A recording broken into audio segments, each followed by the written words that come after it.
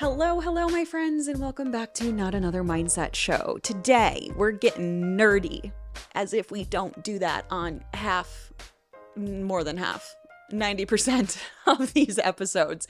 But we're getting like real nerdy because we're talking biology, we're talking neuroscience of self-sabotage. And I have talked about self-sabotage a lot on this podcast show. And I'm going to link some additional episodes in the show notes that I think are going to be beneficial for you if you're listening to all of this and you're like, okay, well, what are the next steps? What else do I need to know about self-sabotage to help my clients, to help myself? I'll make sure that you are well equipped, my friend. But today we're talking kind of more about why self-sabotage happens in the first place. And I say this a lot, but it is just so important to really understand the foundations of why things are happening in the first place, because I can give you all the tips and tricks and strategies and specific questions to ask your clients. And I have those, and you've heard me share those in this very podcast show. But if you don't understand why things are happening in the first place and you're just using those strategies blindly, they're not going to be very effective. And you're not going to know what to do after you actually get a response from your clients, and you're not going to know how to be able to pivot and do things differently for clients based on their specific situation. So that's so important. And I spend, even inside the health mindset coaching certification, which is sort of like my bread and butter program for coaches to learn how to leverage the science of mindset and behavior change in psychology, we spend a good chunk of time actually talking about like the theoretical underpinnings, if you will, of why all this stuff exists in the first place. Because if you don't understand client psychology, but you're trying to use strategies in client psychology, it just doesn't work. It doesn't work super well. So this specific episode was actually born out of a poll that I did on my Instagram stories. And I had hundreds of votes on this poll. And what I learned is that you tend to lack confidence when it comes to how self-sabotage actually works, how it manifests and why, and better understanding why your clients actually do it. So it's like, it's there, obviously, but then why it happens and what to do about it is somewhat lost on a lot of you. And that's no one's fault except for maybe, I don't know, all of the health and fitness coach certifications that exist that don't actually talk about this stuff, which is why I created one myself, by the way. In the health mindset coaching certification, this is like such a big cornerstone of what we talk about, is essentially helping your clients get around fixed mindset, self-limiting beliefs, things that cause, you guessed it, self-sabotage. So after seeing that, I'm like, okay, I've done a couple episodes on self-sabotage. Obviously, I'm kind of like talking about self-sabotage a lot, whether it's all or nothing thinking or fixed mindset drama. But I haven't really talked about why it happens, how it happens, what's going on in someone's brain that leads to self-sabotage. And the first thing I want to talk about is your own mindset around self-sabotage, because it's not a very nice thing. It's not a very pretty thing. It's not something we talk very fondly about, right? Self-sabotage is bad. We don't want it. However, I want you to understand that self-sabotage stems from biological adaptations to help us survive. And that's so much of what we do as humans. Like, we're just out here trying to survive and reproduce at the end of the day. We're just animals. But it's true. And if we can understand that, like, oh, this is actually somewhat of like a protective safety mechanism, it really starts to make a lot more sense.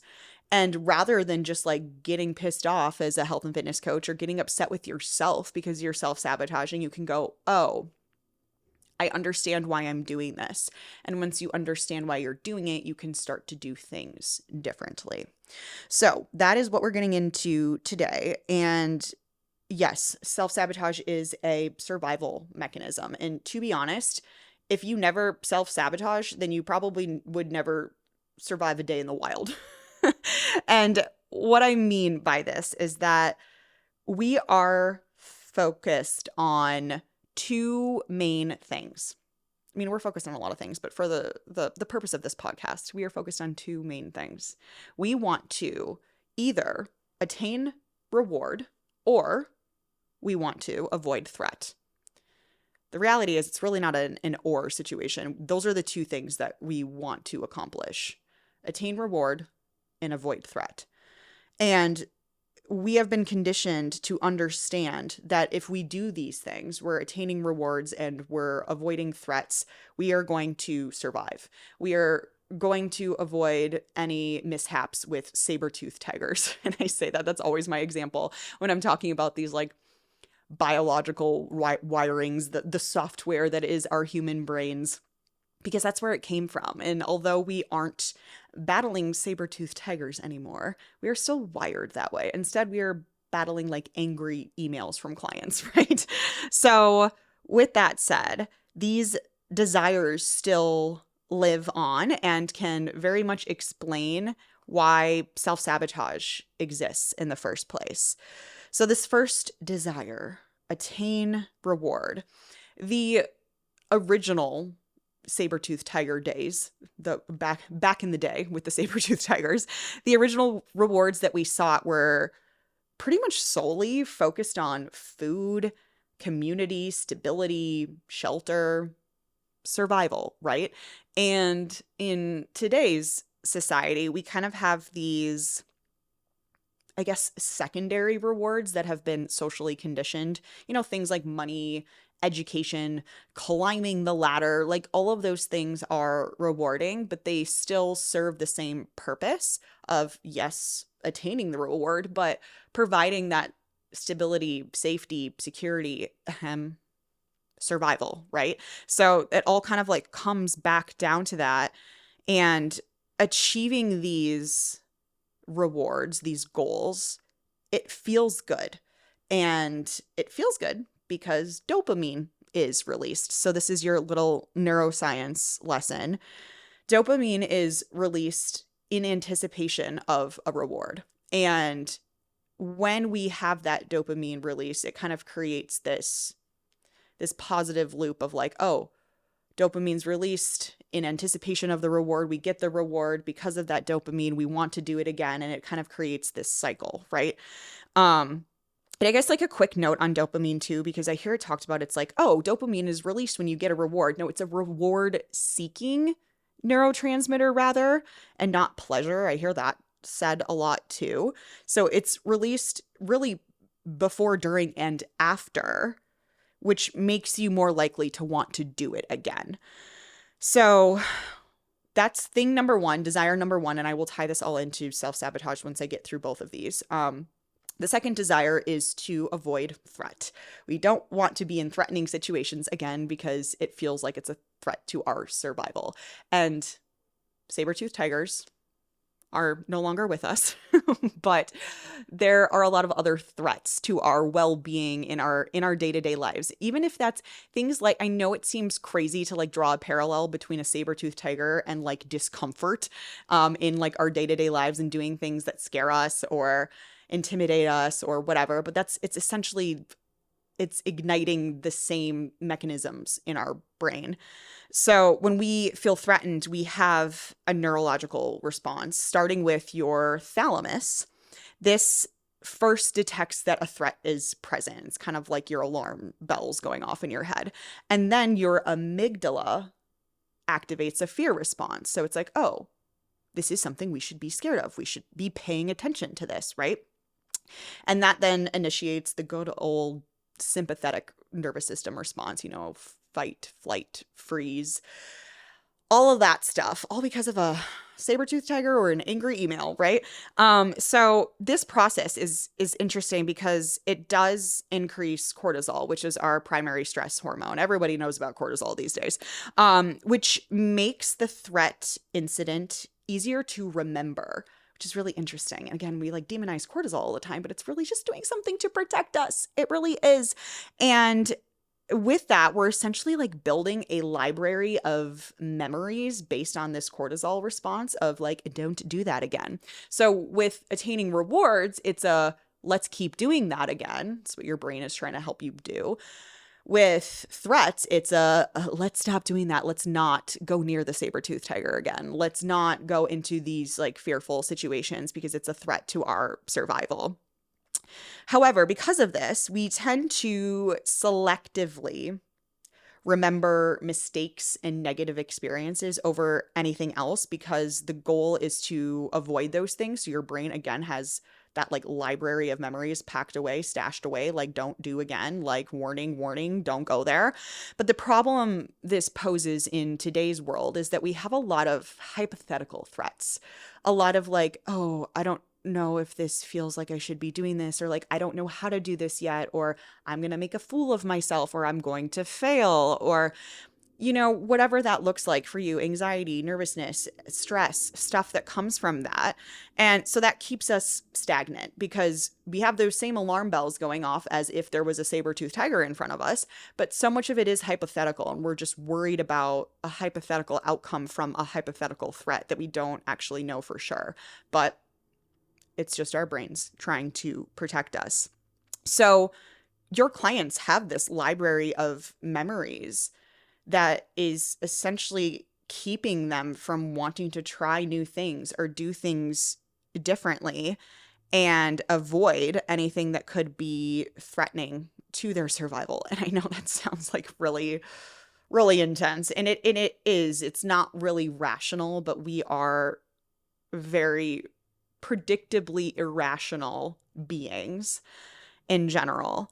So it becomes an issue and leads to self-sabotage, this avoiding threat and attaining reward kind of coming together here when the balance is out of whack. Like if we have a happy balance of avoiding threat and attaining reward, we're probably in a pretty good place.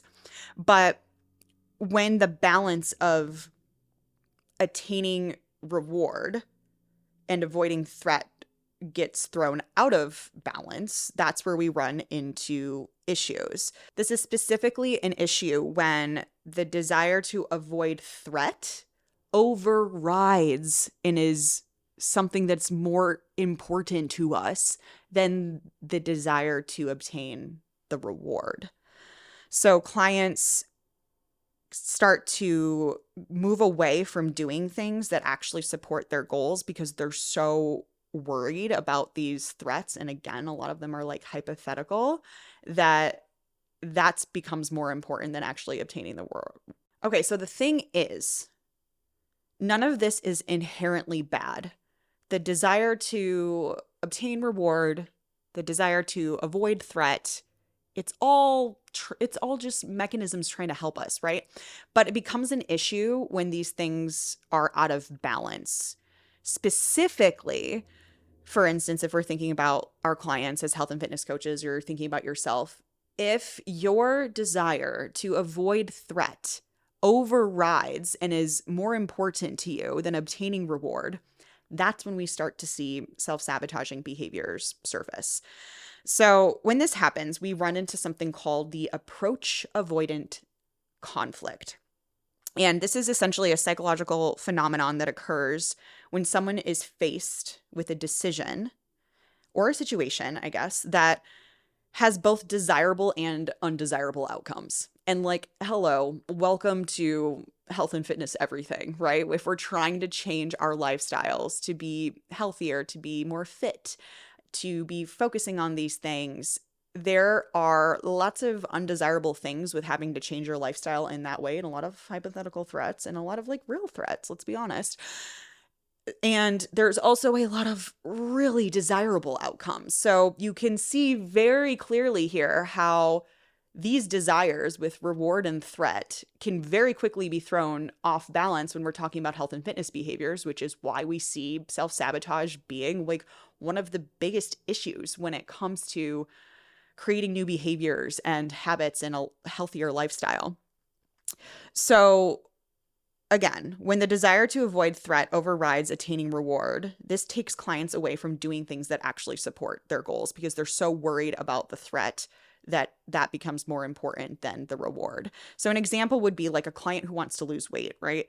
This client is probably also worried about all of the changes that are going to be necessary to be made in their lives and their lifestyle, the conversations that they're going to have, the, again, often hypothetical threats of like, what ends up feeling like you're being like exiled from your community because you're not doing the things that everybody else is doing. And that's what it can really feel like, right? So their desire to avoid the worry or the anxiety that comes along with that can override the desire to actually attain the reward, the outcome, the healthy lifestyle, the weight loss, right? So as a coach, because of this, like self-sabotage can really feel like something that's totally out of your control. But when you realize that it's just really this biological wiring, guess what? We can also rewire that. We can think differently. And I think that this is like a beautiful thing to be sharing with your clients and help them better understand. Because if we better understand why we're thinking certain ways, why we're doing things, I mean, how often do you hear from clients, or do you say this to yourself? I know I want these things, but I don't know why I keep getting in my own way, or why that's so hard for me, or why I can't stick to it. Like, I don't understand. I don't get it. And if you can understand and you can get it, you can take your power back. You can feel more in control. And guess what? When we feel more in control, that also helps us feel safer and more secure. So you can see how that can kind of be like the antidote to some of these self-sabotaging behaviors, or at least the start, right? I won't say that that will solve everything. Go tell your clients about the saber-toothed tigers and suddenly they never self-sabotage again. That's not the case. But it can definitely be helpful, and I would argue is necessary to really understand where this stuff is coming from in the first place. So the next step here, now that we kind of like understand the very, very, very basics of self-sabotage and what might be going on here, is to better determine the type of self-sabotage that your clients are experiencing, because there's all different types and everybody is so different in these experiences. So that's where I do have a podcast episode on the shit method, as I call it. It's SHIT. And that will help you diagnose the type of self-sabotage with your clients, or again, with yourself. So I'll make sure that that episode is linked in the show notes. That's episode 8 if you have not listened to that yet. But I do hope that this just really changes your mindset, at least a little bit, starts to shift it in this direction of like, okay, self-sabotage isn't necessarily inherently a bad thing. It's coming from a lot of really good things. It doesn't support us in our goals, but if we can better understand it, show it a little bit of love, some compassion here for the self-sabotage, for the saber-toothed tigers, and better understand it, that can give you more power to really start to change it.